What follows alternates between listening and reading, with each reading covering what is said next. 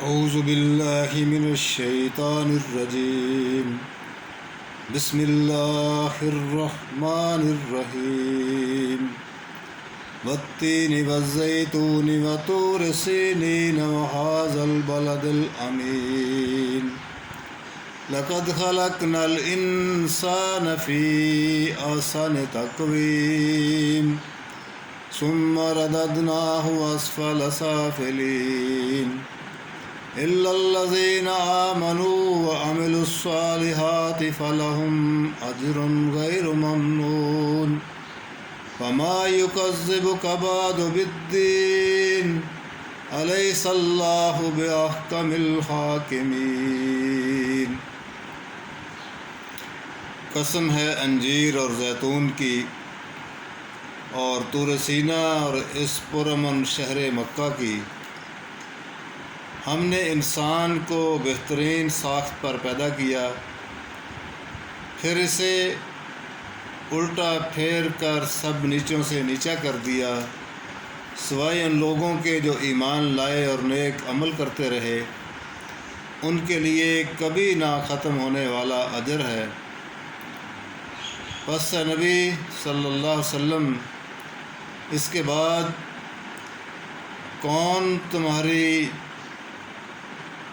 جزا اور سزا کے معاملے میں تم کو جھٹلا سکتا ہے کہ اللہ سب حاکموں سے بڑا حاکم نہیں ہے. بلا وانا علی ذالک من الشاہدین. صدق اللہ العظیم. قرآن عظیم پارہ 30 سورہ التین. ان آیات مبارکہ میں اللہ رب العزت نے اس حقیقت کی طرف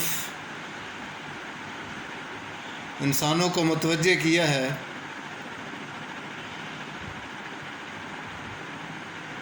کہ شام و فلسطین کے وہ علاقے کہ جہاں زیتون اور تین اور زیتون کے پھل کثرت سے پیدا ہوتے ہیں، کثرت سے پیداوار زیتون اور تین کی کثرت پیداوار کے علاقے شام و فلسطین، جن کے اندر تسلسل کے ساتھ انبیاء رسل جو ہے انسانوں کو بہترین اخلاق و کردار کی دعوت و توحید کی دعوت دینے کے لیے مبعوث فرمائے جاتے رہے. اور یہ شہر مکہ، پرامن شہر مکہ کہ جس کے اندر سیدنا ابراہیم علیہ الصلوۃ والسلام اور سیدنا اسماعیل علیہ الصلوۃ والسلام مبعوث کیے گئے. انہوں نے خانہ کعبہ کی تعمیر بھی کی اور لوگوں کو توحید اور بہترین اخلاق و کردار کی تعلیم بھی دی. اس پورے علاقے شام و فلسطین اور شہر مکہ، ان کے اندر تسلسل کے ساتھ انسانوں نسل در نسل انبیاء رسل کو بیچ کر نسل در نسل انسانوں کو توحید کی دعوت دی جاتی رہی اور بہترین اخلاق و کردار کی دعوت دی جاتی رہی. اور ان انبیاء رسل نے بھی انسانوں کے سامنے اپنا بہترین اخلاق و کردار پیش کیا. تو اے نبی، جب ہم اس دور میں آپ کو وہی پیغام دے کر بھیج رہے ہیں، وہی توحید کا پیغام، وہی خیر اور شر کا پیغام دے کر، اچھے برے کی تمیز کا پیغام دے کر، ہدایت اور گمراہی کو واضح کرنے کے لیے پیغام دے کر ہم ان کے پاس تمہیں بھیج رہے ہیں، مبعوث فرما رہے ہیں.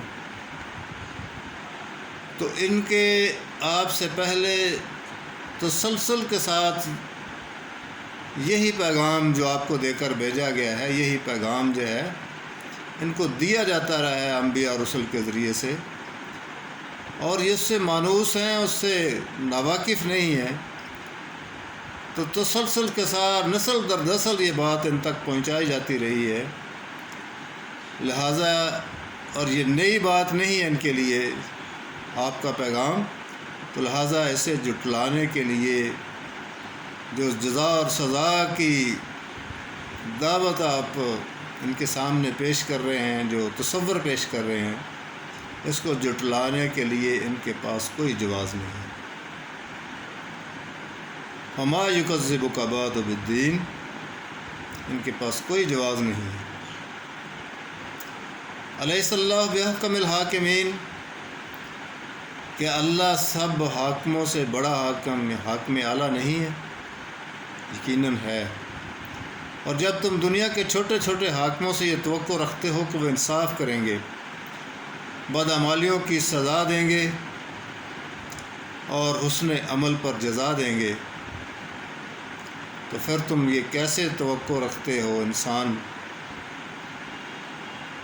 کہ وہ سب حاکموں سے بڑا حاکم اللہ انصاف نہیں کرے گا، موری بدعمالیوں کی سزا نہیں دے گا اور حسن عمل پر جزا نہیں دے گا، حسن عمل کرنے والوں کو جزا نہیں دے گا؟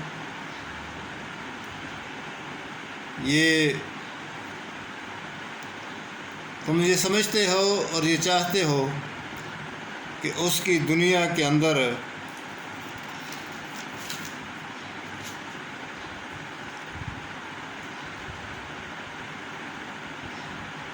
بدترین اعمال کرنے والے اور بہترین کام کرنے والے دونوں مر کر خاک ہو جائیں،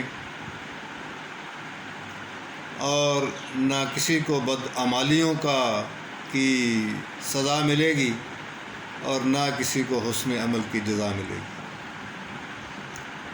تمہارا یہ تصور انسانوں، تمہارا یہ خیال، تمہارا یہ تصور، تمہاری یہ سوچ غلط ہے، ایسا نہیں ہوگا۔ وہ سب حاکموں سے بڑا حاکم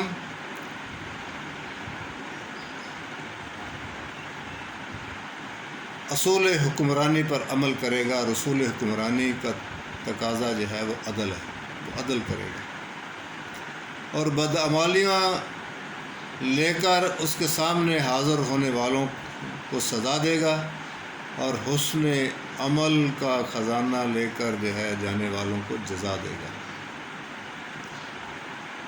اللہ ہمیں اس حقیقت کو اور اللہ کے اس واضح پیغام کو سمجھنے کی اور غفلت اور خواہشات کی پیروی سے نکلنے کی، اور اللہ کے حکم اور نبی کریم صلی اللہ علیہ وسلم کے اسوہ کے مطابق اپنے عمل کو ڈالنے کی توفیق عطا فرمائے۔ السلام۔